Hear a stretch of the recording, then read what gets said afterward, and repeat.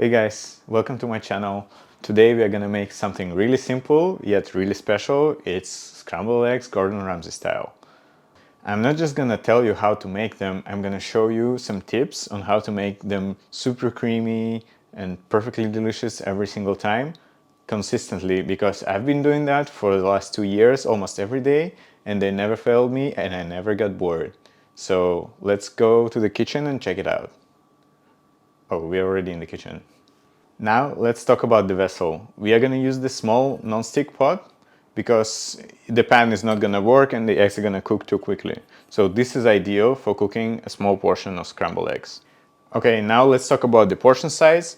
I usually cook 3 eggs in this small pot. You can try to cook a little more if you have a slightly larger pot. I usually don't use this technique if I cook for more than 2 people. Let's crack 3 eggs and a tablespoon of butter in the pot. Now, the main thing is the technique. If you have time, you can just use very low heat. The lower the heat, the creamier your eggs will be, because you'll have more time to break up the eggs and let them emulsify nicely. But it will take quite a bit of time. So it's not very convenient for a weekday breakfast. So here's the main trick that I use. We'll turn heat a little higher, about medium-low, something like this. So here's the trick. We are going to tilt the pot, and that accomplishes 2 things. First, it's temperature control. The more you tilt it, the farther the pot is from the stove. Second, it helps with emulsion. Let me explain this a little bit more.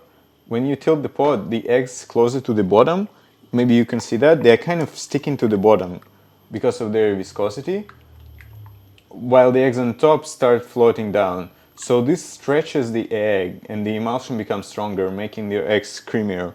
I'm not sure how physics of this works, but I imagine it's something similar to like a piece of dough where when you stretch it, the gluten strengthens. Now, you basically just need to keep stirring and control the temperature. When you see the eggs sticking, pick them up with the spatula, make sure nothing sticks, and you can raise the pot a little bit from the heat so that you can control the temperature. Honestly, it will take you a few tries to nail this process down. You kind of have to feel the egg.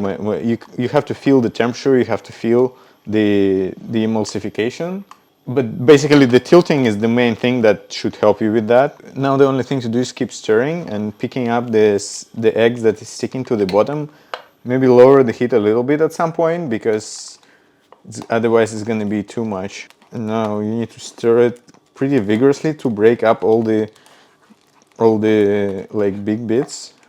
And I recommend a little bit squishing the egg against the wall so the eggs kind of mash together. The texture is already looking pretty good. Gordon recommends to add the creme fraiche to stop the cooking process, but I just stop it a little earlier. Now we add some salt. And you gotta make sure that you take into account the heat that's coming off the pot while you salt it. And your pot might be slightly different, but basically after a few tries you should be able to nail it down. So now let's plate it. You can look at this texture and tell me if you like what you see.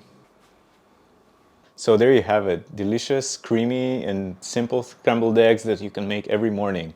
I usually top it with some homemade chili flakes, just like this.